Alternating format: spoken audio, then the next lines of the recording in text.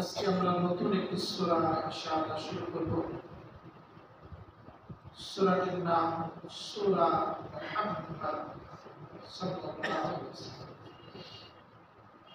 আমাদের নবীর নামে একটি সূরা, সূরা মুহাম্মদ। সূরার মধ্যে 38টি আয়াত আছে। এটা মাদানী সূরা। মাদানী সূরা মানে একেবারে নবীজির মাদানী জিন্দেগির শুরুর দিকের সূরা। মক্কি জিন্দেগির শেষ, মাদানী জিন্দেগির সূচনা। ওই সূরার অবতীর্ণ সূরা। এই সূরার আরেকটা নাম আছে বিখ্যাত, সূরাতুল কিতাব। সূরাতুল কিতাব, কিতাব মানে লড়াই, যুদ্ধ। একটা আছে জিহাদ, আরেকটা কি কিতাব। জিহাদ আর কিতাবের মধ্যে পার্থক্য আছে, দুটোই কোরআনে শব্দ আছে। অকাতিলু ফিস সাবিলিল্লাহ, কিতাবও শব্দ আছে, জিহাদও শব্দ আছে। জিহাদ আর কিতাবের মধ্যে পার্থক্য আছে। জিহাদ শব্দটা ব্যাপক।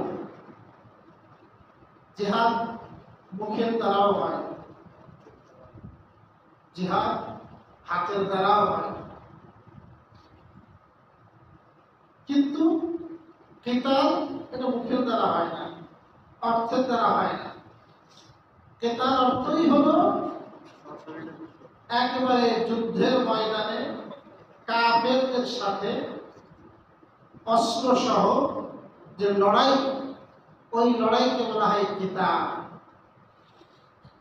দুইটার মধ্যে কি আছে? এবছর আমাদের এখন আল-হাইয়াতুল উলিয়া পরীক্ষা হচ্ছে, সরকারের স্বীকৃতি দিচ্ছে, মাস্টার্সের সম্মান। বুখারী শরীফ দ্বিতীয় বন্ধের পরীক্ষা হয়ে গেছে। এই পরীক্ষার মধ্যে একটা প্রশ্ন এটা আসছে, মাল ফারুক বাইনাল জিহাদ ওয়াল কিতাল। জিহাদ আর কিতালের মধ্যে পার্থক্য কি? প্রশ্নটা আসছে জিহাদ আর কিতাল। আপনারা তো বুঝলেন, জিহাদ এটা হলো ব্যাপক, টাকা দ্বারাও জিহাদ হবে, সহযোগিতা করে। মুখের দ্বারা হবে, যখন আপনি হাদিসের মধ্যে আসছে সবচেয়ে শ্রেষ্ঠ জিহাদ কালিমাতু হাক্কিন ইনদা সুলতানিল জায়ের। জালেম বাদশার সামনে হক কথা বলা, এটাও বড় জিহাদ। লড়াই করছে না, শুধু হক কথা বলছে, হক কথা বলছে। জিহাদটা ব্যাপক, আর কিতাবটা শুধু লড়াই। একেবারে যেটা হয় ফিলিস্তিনে, ওইটাকে বলা হয় কিতাব। ওইটাকে বলে কি? কিতাব। এই সূরার আরেক নাম হলো কিতাব। এই সূরার এক নাম কি? লড়াইয়ের কথা বলবে সূরার মধ্যে, পরতে পরতে লড়াইয়ের কথা, জিহাদের কথা, সংগ্রামের কথা। কেন বলবে? এই সূরা নাজিল হওয়ার প্রেক্ষাপটটা যদি সামনে আসে, তাহলে আমাদের জন্য সহজ হবে। কারণ যারা মুস্তাশরিকিন, প্রাচ্যবিদ, যারা কি প্রাচ্যবিদ, যারা ইংরেজদের সৃষ্ট, ইহুদি খ্রিস্টানদের সৃষ্ট একটা দল আছে, এদেরকে লালন পালন করে তারা, টাকা পয়সায় দেয় তারা। এদের কাজ হলো আমাকে ধর্মীয় বই পড়াশোনা করে, পড়াশোনা করে এমন ভাবে বই লেখে, এমন ভাবে তারা বক্তব্য প্রকাশ করে, তারা বোঝাবে তাদের মধ্যে 10টা কথা আর 8টা কথা বলবে, এত সুন্দর কথা, এত সুন্দর যুক্তিপূর্ণ কথা, এত সুন্দর, এত বড় সাজানো কথা, কিন্তু দুইটা এমন ভাবে আঘাত করবে একেবারে ইসলামের গোড়ায়, একেবারে উঠান দেবে। বুঝলেন কথা? তার মধ্যে ওদের একটা বড় চক্রান্ত। ইসলামের জিহাদ সংক্রান্ত যে আয়াতগুলো আছে, হুদুদ সংক্রান্ত যে আয়াতগুলো আছে এইগুলোর বিরুদ্ধে তারা বক্তব্য দেয়। যেমন বলে ইসলামের একটা বিধান আছে কেসাস। কি কেসাস? অর্থ কেউ যদি কাউকে হত্যা করে আর সেটা প্রমাণিত হয়, তার শাস্তি স্বরূপ তাকেও ওই একই শাস্তি দেওয়া হবে। হত্যা করলে হত্যা করা হবে, কান কাটলে কান কাটা হবে, নাক কাটলে নাক কাটা হবে। এটাকে কি বলা হয়? কেসাস। ওই প্রাচ্যবিদরা এইটাকে ভুল করে দেখছে। ইসলাম বলে মানবতার ধর্ম, তাহলে এটা তো মানবতার পরিপন্থী হয়ে গেল। একটা জীবন্ত মানুষকে হত্যা করা হবে, পরিপন্থী করে রাখলেই তো হয়। বুঝাতে বললাম। এইভাবে যখন কথাগুলো বলে, কিছু যারা অতি শিক্ষিত বা সুশীল, ওরা এটাকে গেলে এইটাকে ওরা একটু প্রকাশ করার চেষ্টা করে। বোঝাতে পারলাম? দুইটার মধ্যে কি আছে? পার্থক্য আছে। জিহাদ আর কিতালের মধ্যে কি আছে? পার্থক্য আছে। আল্লাহ পাক কিতালের হুকুম দিয়েছেন, কিন্তু কোন প্রেক্ষাপটে দিলেন সেটাও আমাকে বুঝতে হবে। কোন প্রেক্ষাপটে দিলেন সেটাও আমাকে বুঝতে হবে। প্রেক্ষাপটটা বোঝার আগে আমি প্রথম আয়াতের অনুবাদটা একটু শুনি। আল্লাহ তাআলা বলেন, এই কিতাব তো সূরার নাম। সাধারণত সূরার শুরুতে আল্লাহর প্রশংসা থাকে, কিছু গুণকীর্তন থাকে, এরপরে আয়াত শুরু হয়। এখানে ডাইরেক্ট কি থাকে? আল্লাযীনা কাফারু ওয়া সাদ্দু আন সাবিলিল্লাহি আদাল্লা আমালাহুম। যারা কাফারু কুফরি করে, ওয়া সাদ্দু আন সাবিলিল্লাহ, এবং বাধা দেয় আল্লাহর রাস্তা থেকে। কি দেয়? বাধা দেয়। আদাল্লা আমালাহুম, আল্লাহ তাদের আমলগুলোকে নিষ্ফল করে দেবে, তাদের সমস্ত কাজগুলোকে নষ্ট করে দেবে। ব্যাখ্যাটা না হলে বুঝে আসবে না। কিতাবের আয়াত কখন আসলো নবীজির পরে? নবীজি নবুয়ত পাওয়ার পরে মক্কায় কতদিন থাকছেন? 13 বছর।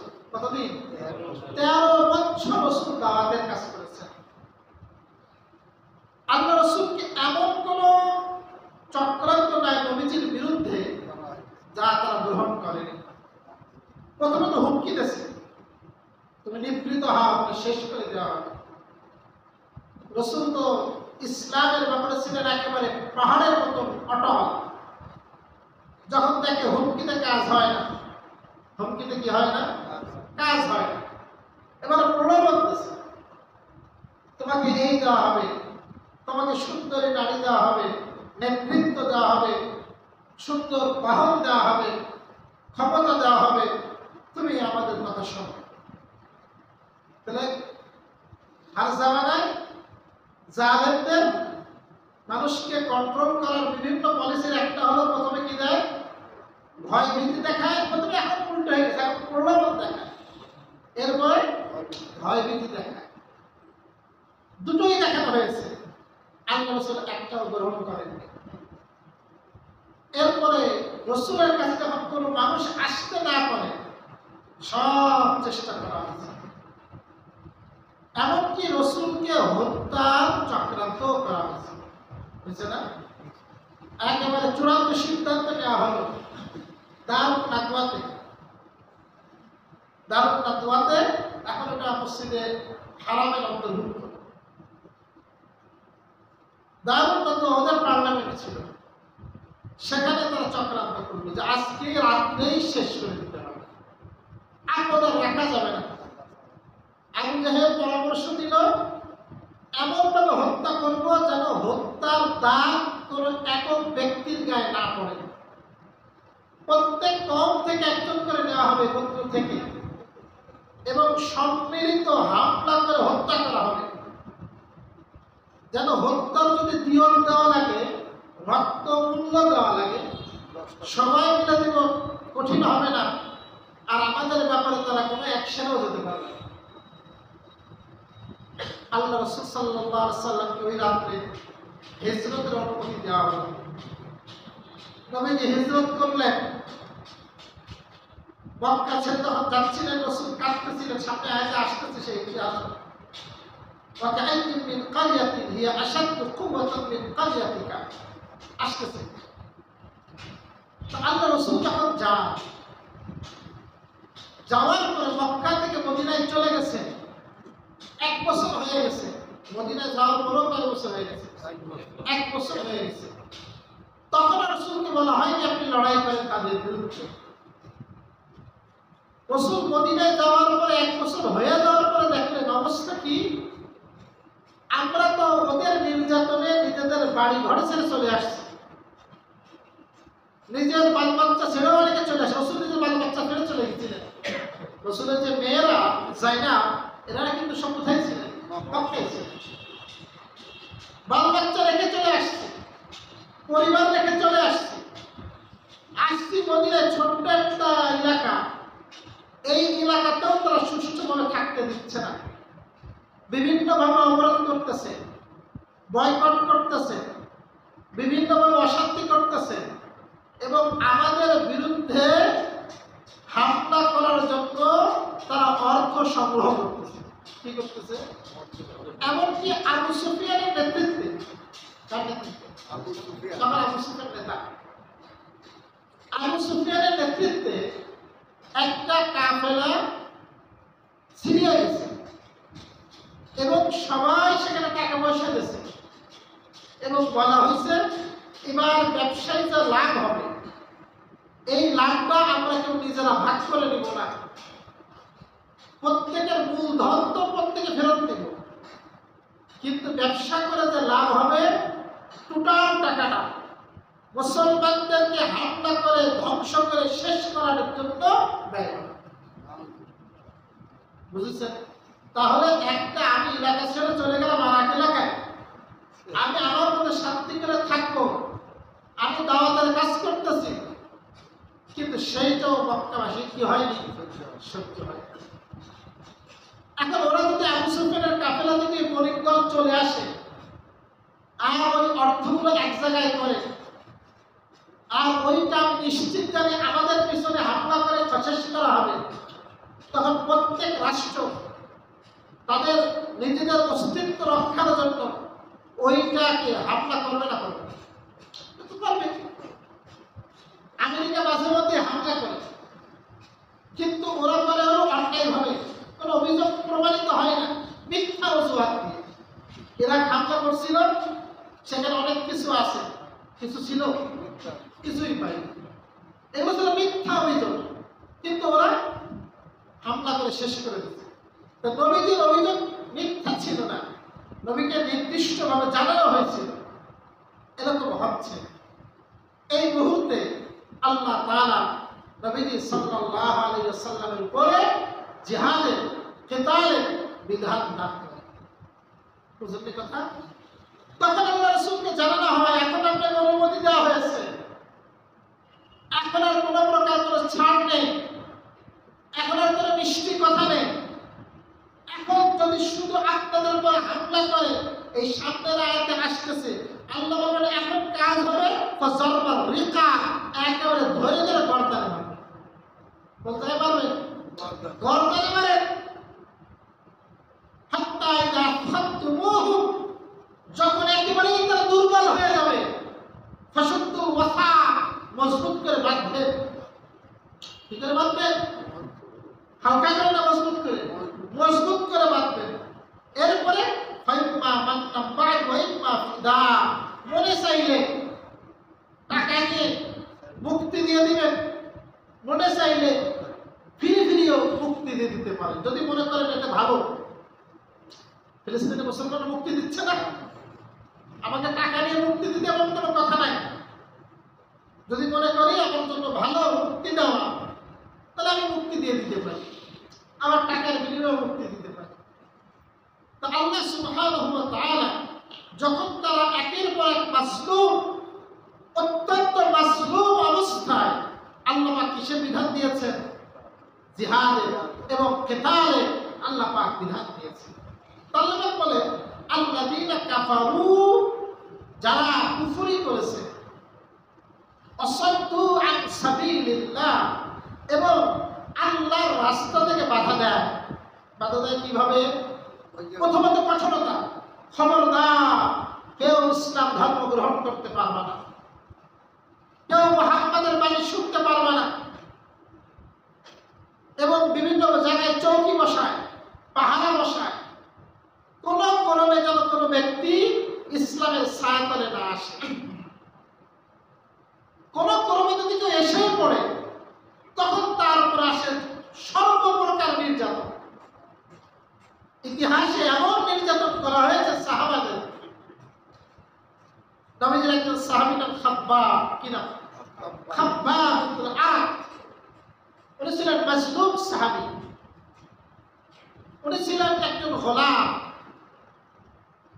উনি আরবি, উনি সত্যিকার গোলাম ছিলেন না, কিন্তু ওনাকে গোলাম হিসেবে বাজার বিক্রি করে দিয়েছে, যার কারণে গোলামই ওনার জীবন। ওনার মক্কায় তখন কোনো আত্মীয় স্বজন ছিল না, কোনো হেফাজতকারী ছিল না। একেবারে শুরু লগ্নে তিনি মুসলমান হন। সুবহানাল্লাহ। কে? খাব্বাব। রাসূল তখনও দারুল আরকামে ইসলাম প্রচারের জন্য এখনো বৈঠক করেননি। রাসূল তো মক্কায় থাকাকালীন একটা ঘরের মধ্যে মাঝে মধ্যে বসতেন, গোপন বৈঠক করতেন। ওই গোপন বৈঠক যে মাদ্রাসা দারুল আরকাম, ওর আগে হযরত খাব্বাব ইবনে আরাত কালিমা পড়ে মুসলমান হয়েছে। ইনি ছিলেন একজন কর্মকার। কি বানাইতেন? লোহা দিয়ে তরবারি বানাইতেন। কি বানাইতেন? বর্ম বানাইতেন। যুদ্ধের ময়দানে যেগুলো অস্ত্র কাজে লাগে সেইগুলো বানাইতেন। এই খাব্বাব যখন ইসলাম ধর্ম গ্রহণ করলেন, একে কাফেররা যে নির্যাতন করেছিল, আল্লাহু আকবার, ওরা নির্যাতনের কাহিনী ওনাকে পুরো উলঙ্গ করে দিত, শরীরের কাপড় খুলে ফেলত, এরপরে আগুনের কয়লার উপর ওনাকে শোয়াই দিত।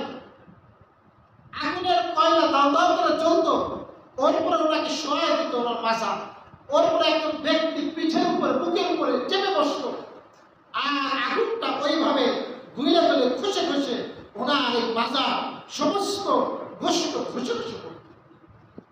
এইভাবে নির্যাতন করা হতো খাব্বাবকে। এবার প্রায় টানতো, খাব্বাবকে টানতো, রশি দিয়ে টানতো, ওনার জান বের হয়ে উপক্রম হইত।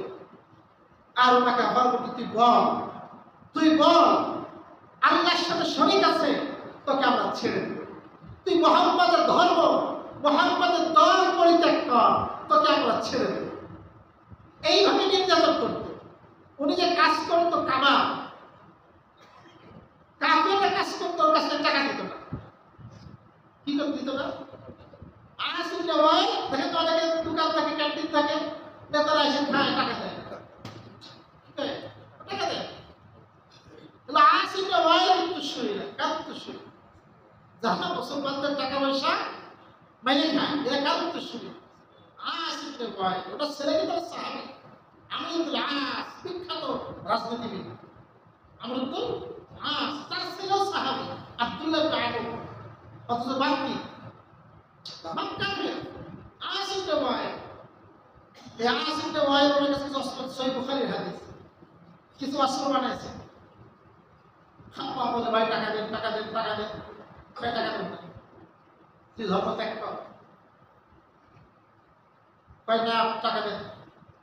আখিরাতের কথা বলে, পরকালের কথা বলে, ও পরকাল আসবে, পরকাল তো বিশ্বাস করতে। ঠিক আছে, পরকালে যখন আসবো, তো পরকালেও তো আমার টাকা পয়সা থাকবে, পরকালেও তো আমার মাল থাকবে, আমি আমার ওই মাল থেকে তোরে পরকালে পরিশোধ করে আল্লাহ সম্পর্কে আয়াত নাযিল করছেন, এই গাধা, তোর সাথে আমার কোনো চুক্তি হয়েছে নাকি?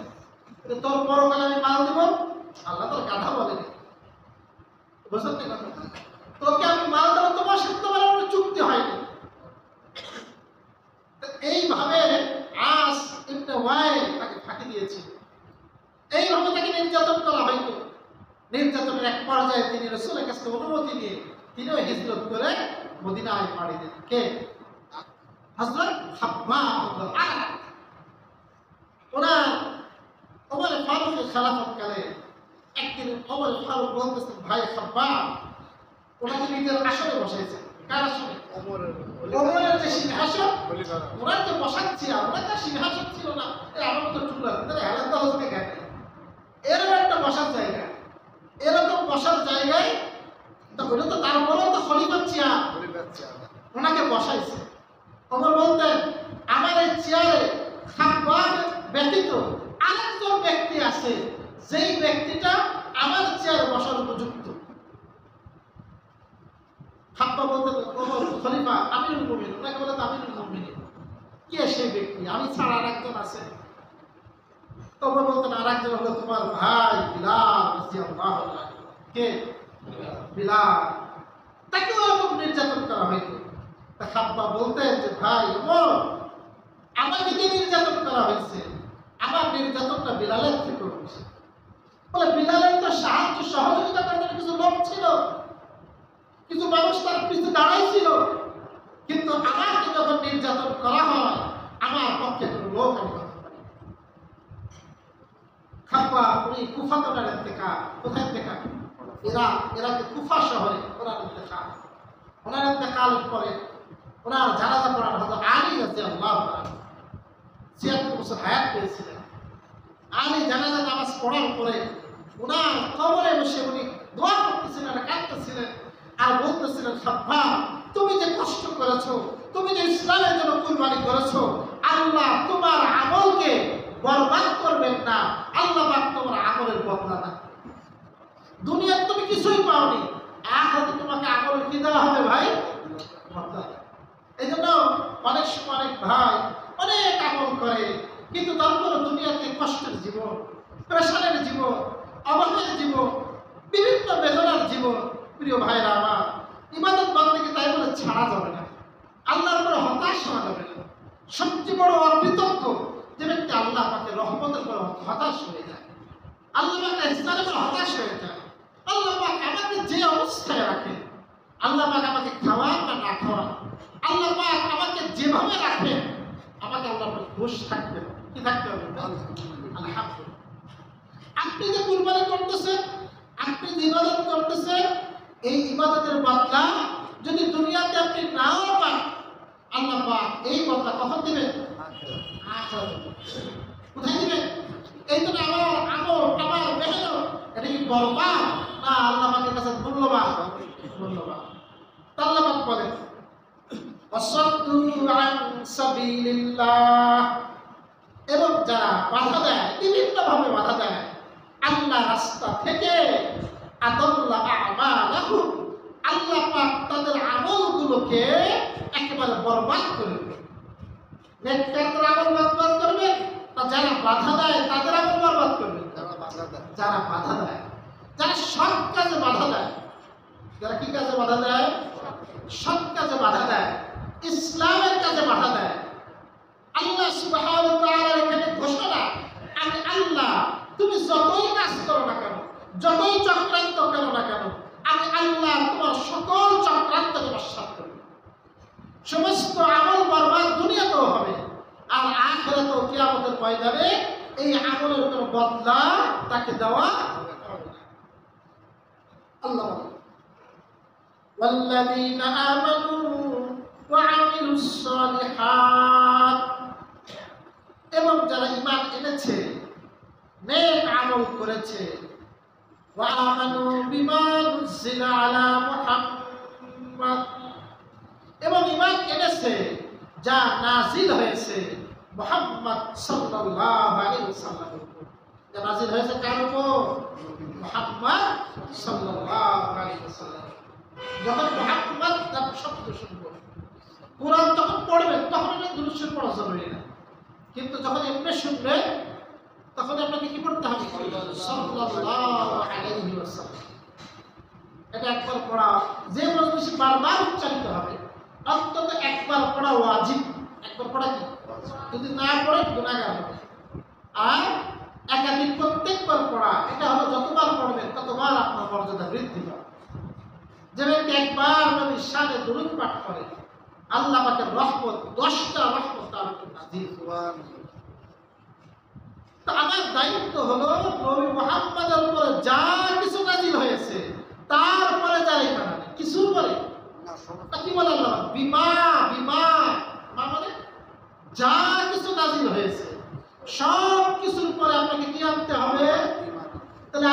রাসূলের কিছু অংশের উপর ঈমান আনলেন আর কিছু অংশের উপর ঈমান আনলেন না, তাহলে কি আপনি মুমিন হতে পারবেন?